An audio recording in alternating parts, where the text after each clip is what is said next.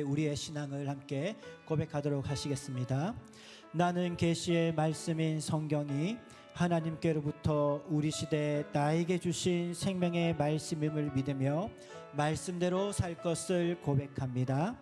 주여 이제 말씀하옵소서. 주의 종이 듣겠나이다. 아멘. 오늘 이 시간에는 사무엘상 25장의 말씀을 가지고서 붙드시는 하나님, 막아주시는 하나님, 붙드시는 하나님, 막아주시는 하나님이라는 제목으로 하나님의 말씀을 증거하도록 하겠습니다. 사랑하는 성도 여러분, 한 주간 얼마나 고단하셨습니까? 2026년 에이슬립 수면 리포트에 따르면은 한국인 직장인들, 수험생들, 취업 준비생들 다 포함해 가지고요, 하루 평균 수면 시간이 어떻게 되는 줄 아십니까? 5시간 25분.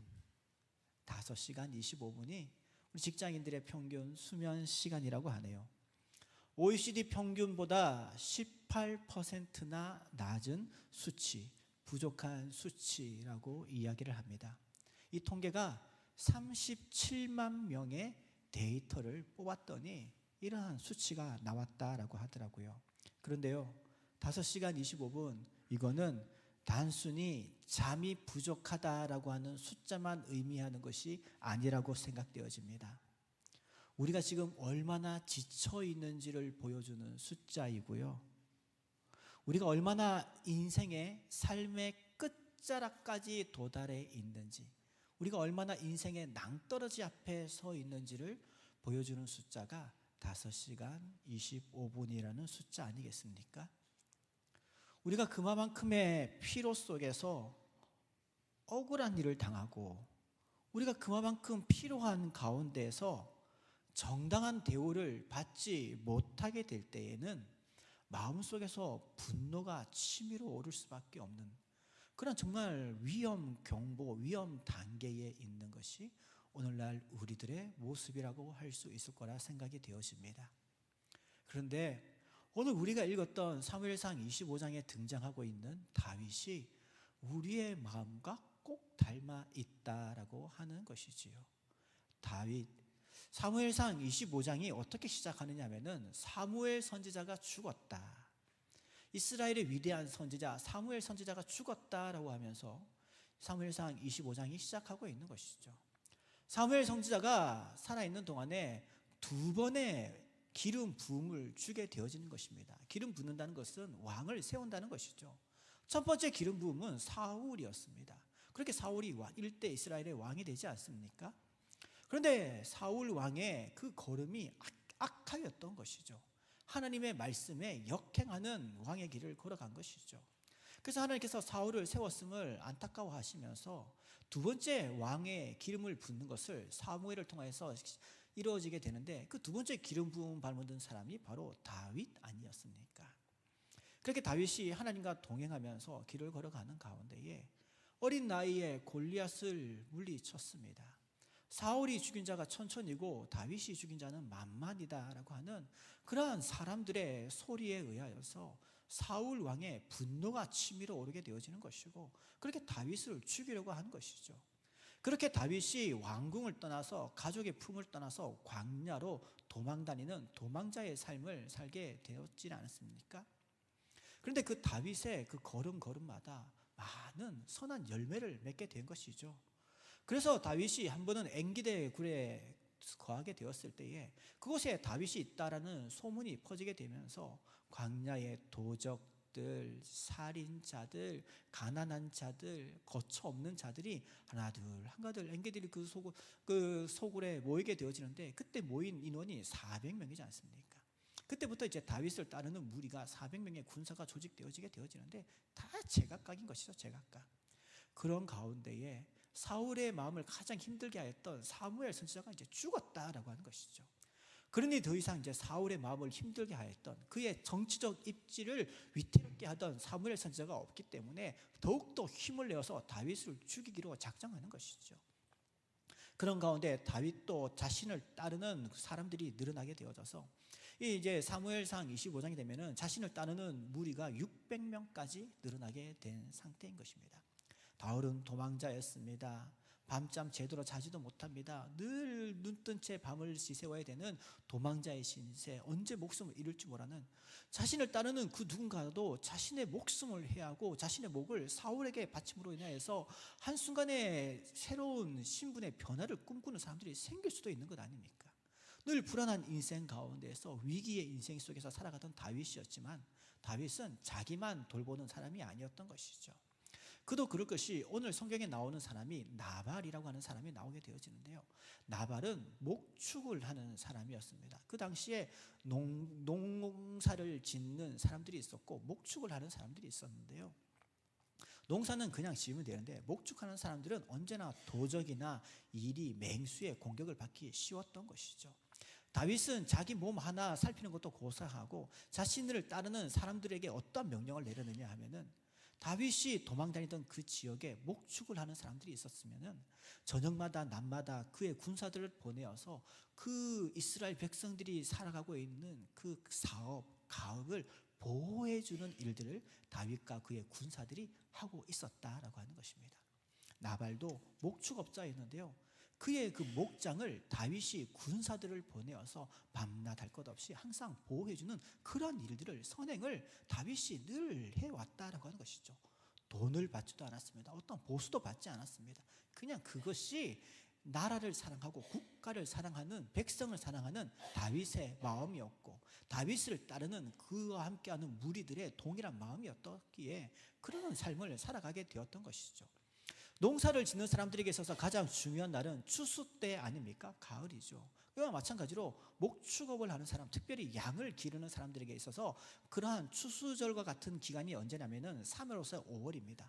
추운 겨울날 양들이 그 풍성한 털을 가지고서 겨울을 잘 보내고, 이제 그 털이 가장 풍성한 그 시기 3월에서 5월 시기가 되면은 이제 양털을 깎는 시즌이 오게 되어지거든요. 오늘 이제 사무엘상 25장은 그 시즌에서 시작되어지게 되어지는데, 어떻게 보면 목축을 하는 사람들에게는 잔치의 날인 것이죠. 그리고 그 목장을 보호해 주었던 그 보호업체라든지 다윗과 같은 그런 사람들에게 있어서는 자신들에게 베푼 그 은혜를 다시 보상할 수 있는 그러한 시즌이 다가오게 되어서 다윗이 그의 부하들을 나발에게 보내게 되는 건 아니겠습니까? 우리가 당신을 위하여서 그동안 이러한 선한 일을 했으니까 당신에게 좋은 시즌이 왔지 않습니까? 그것도 그럴 것이, 성경을 보면은요, 나발에게 얼마나 많은 재산이 있었는지 모릅니다. 양이 3,000마리였습니다. 염소가 1,000마리나 있는 큰 부자가 된 것이죠. 이 부자가 그냥 됐겠습니까? 다윗의 호위 속에서, 보호 속에서 그러한 업적을 이룰 수 있게 된 것이죠. 그러니 다윗이 선한 의도로 가지고서 이야기하는 것이죠. 우리가 그동안 당신들을 보호해줬으니, 우리의 군사들이 지금 많이 배고프고 허기져 있으니 조금만 은혜를 베풀어서 먹을 양식을 주면 좋겠습니다. 물을 공급해 주었으면 좋겠습니다 라고 하는 그동안의 호의에 대한 은혜를 부어달라고 다윗이 사람들을 보내게 되었는데, 나발이 말이죠, 그 다윗이 보낸 어린 사람들을 하대하였다라고 하는 것이죠. 심지어 다윗을 멸시해요. 모욕하면서, 세상에 많은 사람들이 있고 많은 종들이 있는데 다윗은 종보다도 못한, 너무나도 연약하고 보잘것없고 신경 쓸 필요도 없는 그러한 사람이다라는 것이 나발이, 다윗이 보내었던 그 어린 자들에게 그렇게 자신의 주인들에 대해서, 다윗에 대해서 그런 비난을 쏟아내게 되었던 것이죠. 안 그래도 지쳐있는 다윗인데요, 피곤하고 잠도 못 자고, 어떻게 보면은 정말 이성과 감정의 경계선에 겨우 서 있는 그런 힘든 삶에 있는 다윗인데, 그 나발의 폭언과 비교와 멸시와 하대의 소식이 딱 들려오자마자 이성의 끈이, 감정이 넘어서 버리는 것이죠. 그러면서 군사들에게 얘기합니다. 600명 군사들 중에 200명은 그들이 머물고 있던 그 곳을 지키게 하고 400명의 군사들의 허리에 칼을 차고서 오늘 당장 나발의 집을 쳐들어가자. 저들이 은혜를 모르는구나. 내일 아침에는 저 집안의 남자의 싹은 다 사라져버리도록 우리가 나아가자라고 하면서 오늘 이 말씀이 시작되어지고 있다라고 하는 것이죠. 사랑하는 성도 여러분, 우리도 이러한 위험한 상황에 처할 때가 얼마나 많이 있습니까? 그러고 싶어서 우리가 그러는 것도 아니죠. 너무나도 피곤하고 지쳐있고 세상의 불합리함이 자꾸 쌓이다 보면은 우리가 어느 순간 넘어버리는 선은 안 되는 그 선을 넘어버릴 때가 얼마나 많이 있습니까? 직장에서도 그렇고 가정에서도 그렇고 사람들과의 관계 속에서도 말이죠. 그런데 오늘 말씀을 보면은 하나님께서 그러한 위험한 상황에 있는 하나님의 백성들을 어떻게 지키시고 보호하시고 막아주시는지 잘 기록이 되어져 있다는 것이죠. 오늘 우리가 이게 말씀을 함께 살펴보는 가운데에 지쳐있는 우리의 삶에 하나님의 위로를 얻고 하나님께서 우리를 어떻게 도우시는지를 함께 발견할 수 있게 되기를 주님의 이름으로 축복합니다. 첫 번째로 다윗이 이제 그의 군사들을 이끌고 나발이 있는 집으로 달려가게 되어지는 것인데요. 근데 그 다윗과 그의 군사들의 소식을 나발의 집안에 들려지게 되어지는 것입니다. 그런데 나발이 직접 그 소식을 들은 것이 아니고 나발의 아내가 있었는데 그 아내의 이름이 아비가일이라고 합니다. 아비가일이라고 하는 이 아내가 다윗과 그의 군사들이 온다라는 소식을 들었고 그 군사들이 오는 이유에 대하여서 듣게 된 것이죠. 그래서 이 아비가일이라고 하는 여인이 아내가 말이죠, 즉시 그의 하인들을 불러서 다윗이 요청하였던 그 음식들, 필요한 공급하기 원했던 그 물량들을 보다도 더 많은 것들을 준비해 가지고 그것을 가지고서 다윗을 마중 나가게 되어지는 것입니다. 그러면서 이제 다윗 앞에 서서 이렇게 이야기하는데요, 24절에 보면은 이렇게 기록되어 있습니다. 그가 다윗의 발 아래 엎드려 이르되 내 주여 원하건대 이 죄악을 나 곧 내게로 돌리시고 여종의 주에게 말하게 하시고 이 여종의 말을 들으소서라고 기록을 하고 있습니다. 아비가일은요 다윗의 발 앞에 엎드렸다라고 기록을 하고 있습니다. 여기서 엎드렸다라고 하는 단어는 히브리어로 나팔이라고 하는 단어인데 어떻게 엎드렸느냐, 왕 앞에 엎드리듯이 온 우주 만물을 주관하고 다스리시는 능력을 가진 자 앞에서 엎드리듯이 완전히 바짝 엎드렸다라고 이야기를 하고 있는 것이죠. 자신의 남편에 의하여서 이 세상의 어떠한 종들보다도 비참한 자보다도 가장 못난 자라고 소리를 들었던 불쾌한 감정이 서 있었던 그 다윗 앞에 아비가일은 오히려 반대의 고백을 하는 것이죠. 당신은 주님이십니다. 이 나라를 다스리실 왕이십니다 라고 하는 그런 모습으로 바짝 엎드려서 다윗 앞에 나아갔다라고 하는 것입니다. 그런데 여러분들 고대 근동사회에서 여인이 무슨 능력이 있겠습니까? 정말 이게 격하게 있는 이 다윗과 그의 부하들의 그 마음 가운데에 한 여인이 자신들이 그 길 앞에 서 있을 때에 정말 부하들이 칼을 베어도 아무렇지도 않고 이상하지도 않을 법한 그러한 상황에 아비가일이 혼자 나아갔다는 것 아니겠습니까? 왜 나아갔겠습니까? 나를 좀 봐주십시오.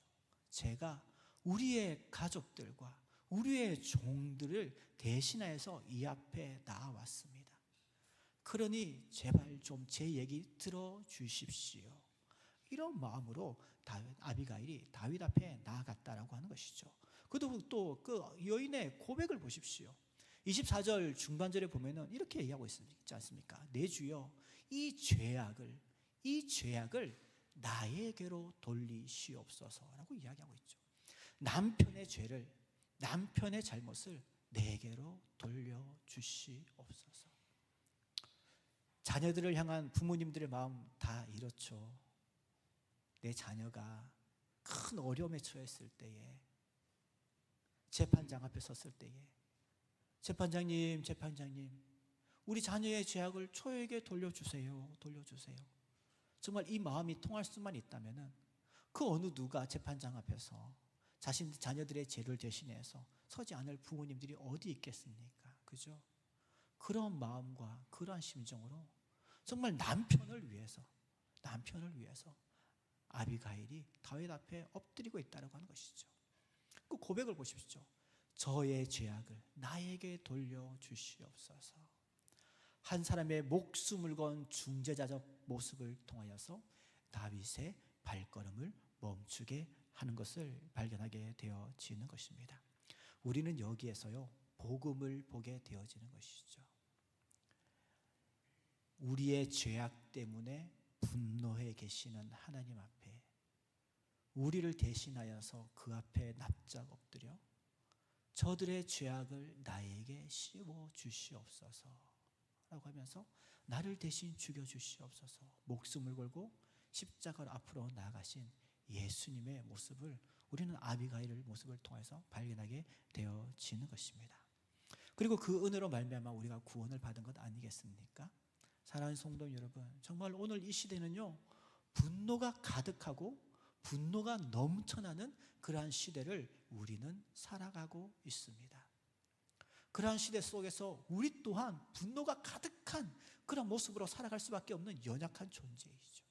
죄악이 가득한 모습으로 살아갈 수밖에 없는 연약한 죄인이 우리 아닙니까? 그런데 우리를 위하여서 예수님이 대신 십자가에 못 박히시고 그 하나님의 진노를 예수님이 다 짊어지신 것이죠. 그 은혜로 말미암아 우리가 구원을 받은 것 아닙니까? 그러니 이 시대 속에서 이제 우리가 구원받은 백성답게 우리도 그런 모습으로 좀 살아가기를 원하는 것이죠. 아비가일의 그 결단과 그의 엎드려짐이, 낮아짐이 분노한 다윗의 그 화를 식힐 수 있었던 것 같이 우리 비전항성교회 성도님들도 그러한 귀하고 아름다운 중보자리의 자리에 구원함을 얻은 은혜를 먼저 받은 자로서 말이죠. 예수님의 은혜로 말미암아 구원함을 백성으로서 그 자격으로 그 은혜를 먼저 받은 자로서 우리도 좀 그렇게 나아갔으면 좋겠습니다. 여러분들이 다니는 그 직장과 여러분들이 운영하는 그 사업장과 때로는 여러분들이 살아가고 있는 그 가정에서도 말이죠. 때로는 함께 거하고 있는, 함께 생활하고 있는 그곳에서의 분노가 가득할 때에 그 분노를 삭혀주고 식혀줄 수 있는 그러한 귀한 중보자의 자리, 그러한 것들을 막아설 수 있는 그러한 자리에 나아갈 수 있어서 정말 우리가 거하는 자리가, 우리가 머무는 자리는 분노가 넘쳐나고 폭력이 난무하는 자리가 되는 것이 아니라 그 분노가 사그라들고 폭력이 사라지고 서로에 대한 이해와 관용과 사랑이 넘쳐날 수 있는 그러한 가정이 되시기를, 그러한 직장과 사업장과 그런 아름다운 관계 속에서 살아가실 수 있는 축복의 통로가 되시기를 주님의 이름으로 축복합니다. 두 번째로 오늘 말씀을 보면은요, 참 또 놀라운 소식이 기록이 되어져 있습니다.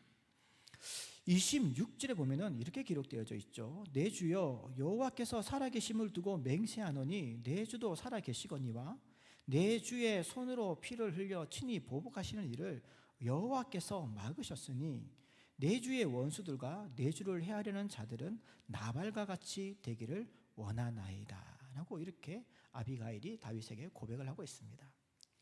다윗의 화가 순간 식어졌습니다. 그런데 그때 그 모습을 본 아비가일이 이야기를 하는 것이죠. 당신의 걸음을 막은 것은 제가 아니라 하나님이십니다.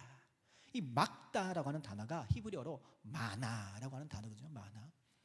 우리가 미래를 향하여서 계획하고 그 길을 걸어갈 때가 많이 있지 않습니까? 그런데 그 길이 말이죠, 그 길이 나쁘게 되면은 그 길을 누군가가 나쁜 의도로 강제적으로 막는 사람들이 있지 않습니까? 악한 의도로 막는 사람들이 있지 않습니까? 우리의 계획 속에서 말이죠, 악한 의도로 우리의 길을 막는 사람이 있는 반면, 또는 우리를 정말 생각해서 우리를 너무나도 사랑해서 우리가 그 길을 가면 안 되는 것을 아시는 분들이 그 길을 막는다. 이 막는다라고 똑같은 단어이지만 의미가 전혀 다르지 않습니까? 자녀가 분노가 가득하여서 배우자가 분노가 화가 하늘 머리끝까지 치밀어가지고 도저히 견딜 수가 없어가지고 손에 흉기를 들고 악한 의도를 가지고서 그 길을 걸어가게 한다면은 그 길을 막아주는 것, 그것이 바로 그것을 사랑하는 사람의 당연한 모습 아니겠습니까? 그런데요, 아비가일이 이렇게 얘기하는 것이죠. 다윗 왕이시여, 당신의 걸음을 막으신 것은 하나님이십니다. 라고 이야기하는 것이죠. 야고보서 1장 20절에도 인간의 악함과 분냄이 하나님의 의를 이루지 못한다라고 기록을 하고 있는 것이죠. 하나님께서 왜 다윗의 그 살인을, 다윗의 분해를 막으셔야 했을까요? 사실 그 시대적으로 볼 때에는 다윗의 분노는 지극히 정상적인 것입니다. 우리가 이 시대를 살아가다가 우리가 억울한 일을 당하고 모함을 당했을 때에 분노하는 것, 화내는 것, 눈에는 눈, 이에는 이, 이런 말이 그냥 나온 게 아니지 않습니까? 이렇게 하는 것은 지극히 합당하고 당연한 것입니다만은 왜 하나님께서 그러한 당연한 것을 막으셨어야 했을까요? 그 이유는 다윗의 길은요, 지금 도망자의 삶이 그의 최종 종착점이 아니기 때문인 것이죠.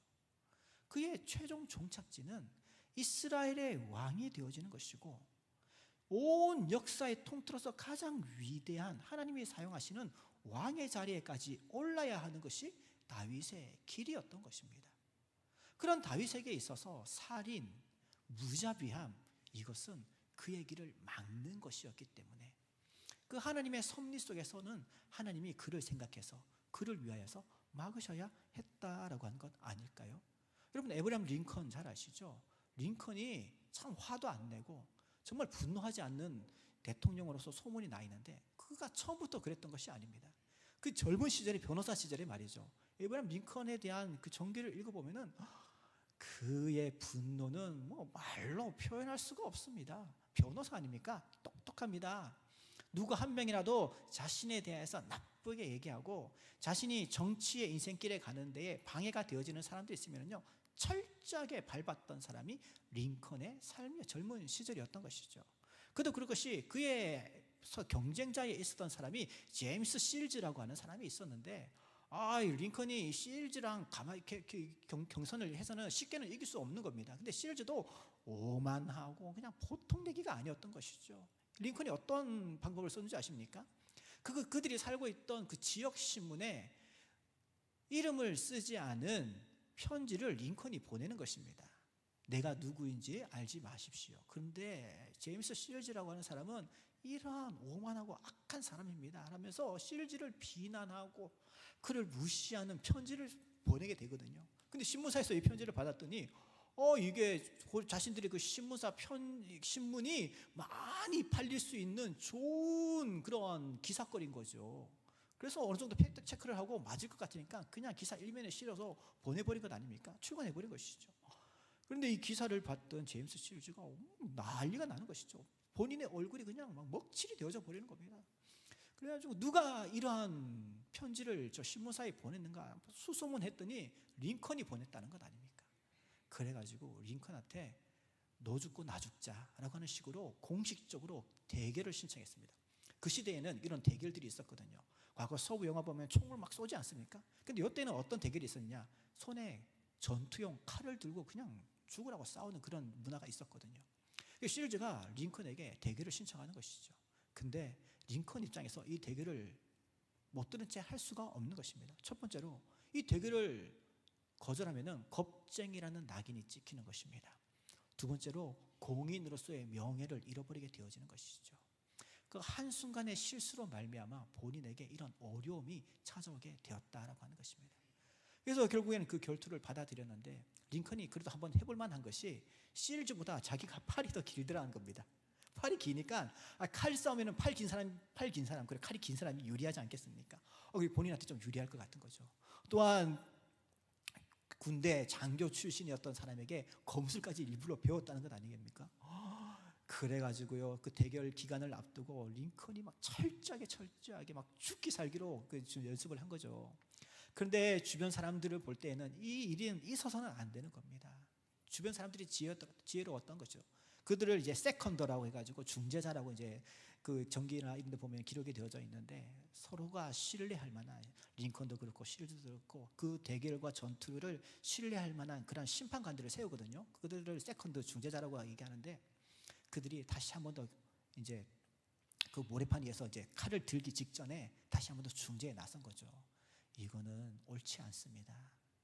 처음에는 홧김에 그 열정 때문에, 부끄러움 때문에, 명예 때문에 거절하지 못했지만 이 정도까지 했으면 된 겁니다. 이제라도 서로에 대한 칼을 내려놓으시고 다른 방식으로 정정당당하게 정치인답게 서로 대결하는 게 어떻겠습니까? 라고 하면서 결국에는 그 모래판 위에서 이 대결이 멈추어지게 된 것이죠. 그런데 생각해 보십시오. 이 대결이 그냥 진행되었다면은 그리고 19년 뒤에 링컨이 대통령 자리에 오르게 되었거든요. 그의 삶이 거기에서 끝났다고 한다면 정말 그의 경쟁자였던 사람을 죽이고 그가 대통령이 될 수가 있었을까요? 그렇게 대통령이 되었다 할지라도 평생 살인자라고 하는 낙인이 그를 쫓아다녔을 것 아니겠습니까? 사랑하는 성도 여러분, 여러분들의 그 인생 속에서도 이런 위기들이 상당히 많이 있었을 것입니다. 그런데 하나님께서는 다윗을 막으셨던 것과 같이 여러분들의 삶을 막아주셨다라고 하는 것이죠. 하나님이 막으셨습니다. 아비가일이 얘기하지 않았습니까? 내가 막은 것이 아니라 하나님이 막아주셨습니다. 그만큼 우리는 연약한 존재들인 것이죠. 그런데 하나님은 그러한 방법을 통하여서 다양한 사람들을 통하여서 환경들을 통하여서 우리를 막아주시고 보호해 주시기를 원하는 것, 그것이 바로 우리 하나님의 마음이시고 언약 백성들을 향한 하나님의 큰 구원의 손길이다라고 하는 것을 발견하게 되어지는 것입니다. 그리고 아비가일은 다윗에게 이렇게 얘기하는 것이죠. 하나님께서 당신의 그 집을 든든하게 세워주실 것을 믿습니다. 그래서 그것을 막으셨습니다 라고 얘기하는 것이죠. 사랑하는 비전학성교회 성도님 여러분, 여러분들의 삶의 자리는 지금이 종착점이 아닙니다. 그러니 지금 나의 분노, 나의 피곤함, 나의 불합리함, 나의 억울함 가운데에 여러분들 격하게 반응하지 마십시오. 기도하십시오. 하나님, 나를 막아주시옵소서. 우리의 배우자들을 막아주시옵소서. 우리의 자녀들을 막아주시고 내가 다니는 직장 상사들, 대표자분들을 주여 막아주시옵소서. 지금 저렇게 분노에 처해 있을 때 실수할 수밖에 없습니다. 우리가 앞으로 나아가야 될 길이 얼마나 많이 있는데, 우리가 하나님께서 우리가 주실 축복들이 얼마나 많이 있는데, 우리를 세워나가실 하나님의 그 집이 얼마나 크고 아름다운데, 여기서 우리가 허물이 만들어지고 우리의 걸림돌이 만들어지고 우리가 멈춰서야 되겠습니까? 주여 나를 막아주시옵소서. 우리들을 막아주시옵소서. 되돌아보면 지금까지도 하나님께서 저를 막아주셨고 저를 붙들어 주셨고 제 손을 강하게 잡아주셨으니 하나님 앞으로도 우리에게, 나에게 그러한 은혜를 베풀어 주시옵소서 라고 기도하는 가운데에 우리의 이러한 격한 감정과 피곤함들이 잘 다스려지고 관리되어지는 가운데에 아름다운 믿음의 집과 믿음의 인생을 세워나가실 수 있는 우리 모든 비전항성교회 성도님들 되시기를 주님의 이름으로 축복합니다. 마지막 오늘 본문을 통해서 우리가 발견하게 되어지는 놀라운 진리의 말씀이 있는데 또 29절 말씀이죠. 29절 이렇게 기록되어 있습니다. 사람이 일어나서 내 주를 쫓아 내 주의 생명을 찾을지라도 내 주의 생명은 내 주의 하나님 여호와와 함께 생명 싸개 속에 있을 것이요, 쌓였을 것이요, 내 주의 원수들의 생명은 물매로 던지듯 여호와께서 그것을 던지시리이다. 아비가일이 너무나도 멋진 시적 표현을 사용하여서 다윗에게 하나님이 당신을 이마만큼 사랑하십니다 라고 하는 그러한 표현을 하고 있는 것인데요, 여기서 보면은 생명 싸개 속에 하나님께서 당신을 보호하여 주실 것입니다, 당신을 지켜주실 것입니다 라고 이렇게 기록을 하고 있는데, 이 생명 싸개라고 하는 단어가 히브리어로 체로로라고 하는 그런 보자기 같은 단어이고 보자기인데요, 오늘 지금 우리가 살아가고 있는 시대랑은 조금 다르죠. 과거 고대 근동 시대에는 누군가 먼 길을 갈 때에, 내가 누군가를 사랑하는 사람을 만나러 갈 때에, 너무나도 중요한 사람을 만나러 갈 때에 전달해야 될 물건들이 있지 않습니까? 그리고 그 장거리 여행길에서 그 물건들이 상하지 아니하고 해지지 아니하도록 그것을 감싸주고 보호해주는 귀하고 아름다운 안전한 천이 있는데 그것을 채로로 생명 싸개라고 이야기하거든요. 근데 아비가일이 다윗에게 그렇게 얘기하는 것이죠. 다윗, 당신은 하나님이 가지고 계신 채로로 그 생명 싸개 속에서 보호하고자 하는 존재입니다, 이렇게 얘기하고 있는 것이죠. 사랑하는 비전항성교회 성도님 여러분, 하나님께서는 우리 모든 여러분들을 다윗과 같이 하나님이 그 아름다운 생명 싸개 속에서 보호하고 싶어하는 그런 귀한 존재가 바로 여러분들이신 줄 저는 믿습니다. 우리 시간 옆에 계신 분들에게 좀 그렇게 고백했으면 좋겠습니다. 당신은 하나님 앞에 귀하고 존귀한 존재입니다.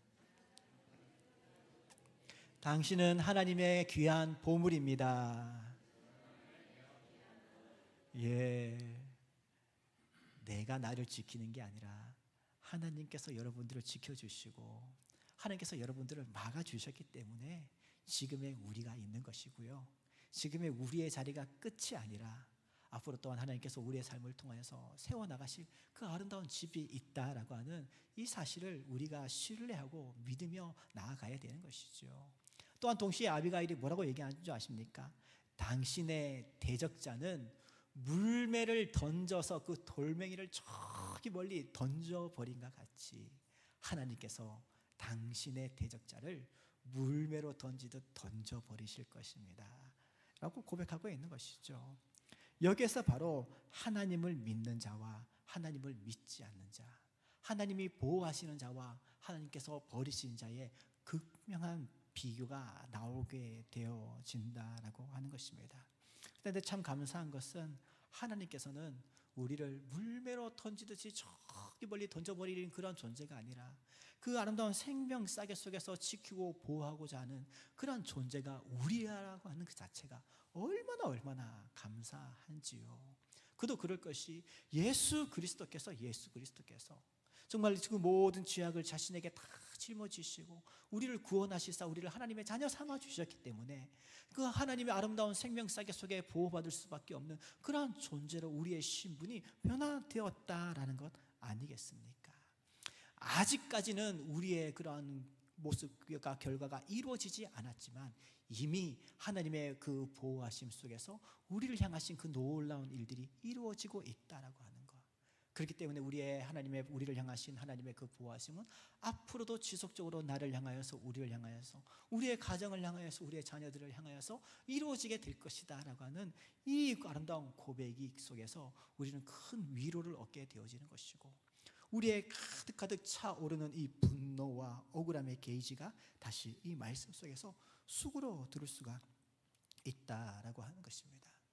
사랑하는 비전한 성교회 성도 여러분, 세상이 오히려 우리들을 물매에 던지듯이 우리를 던져버리려고 하고 우리를 비난하고 우리를 억울하게 대하려고 할 때가 많이 있을 것입니다. 그러나 세상의 그러한 모습들 가운데에 반응하지 마시고 여전히 나를 사랑하시고 여전히 나를 생명싸개 속에 보호하시고 언제나 위기 속에서 나의 실수 속에서도 나를 막아주시고 지켜주시기를 원하시는 하나님의 손길이 나에게 있다, 그 손길이 지금도 나와 함께하고 있다라고 하는 그 믿음과 신뢰 속에서 하나님께서 기뻐하시는 그 믿음의 길을 걸어가실 수 있는 우리 모든 비전항성교회 성도님들 되시기를 주님의 이름으로 축복합니다. 말씀을 마무리하도록 하겠습니다. 오늘 아비가일의 권고를 들었던 다윗이 어떻게 했을까요? 다윗은 결국 그 칼을 거두었습니다. 그리고 하나님을 찬양하였다라고 하는 것이 오늘 우리가 읽지는 않았지만 이어서 나오는 32절과 33절에 기록되어져 있다라고 하는 것이죠. 다윗은 이 만남을 통하여서 복수보다도 더 위대한 인내를 배우게 되었고요, 혈기보다도 더욱더 강력한 순종을 배우게 되었다라고 하는 것입니다.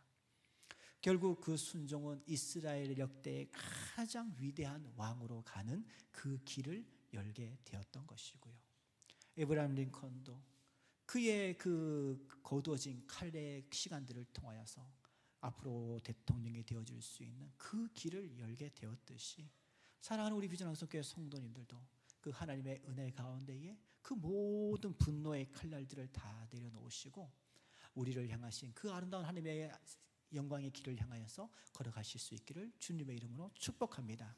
또 두 번째로 마지막으로 함께 우리가 기억해 둘 것은 우리는 아비가일의 모습들 속에서 자기의 잘못도 아닌 죄를 짊어지고 분노한 다윗 앞에 나섰던 것 같이 우리의 모든 죄와 형벌을 책임지신 예수님을 다시 한 번 더 바라보실 수 있기를 축복하는 것이죠. 그 은혜 가운데에 우리가 이런 생명싸게 쌓일 수 있는 은혜를 얻게 된 것 아니겠습니까?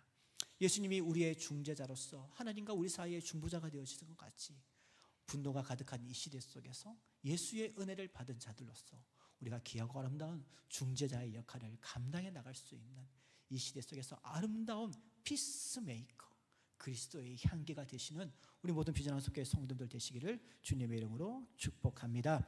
말씀을 생각하시면서 우리 함께 기도하며 나아가실 때에 하나님, 그렇습니다, 우리의 억울함 너무나도 많습니다. 그러나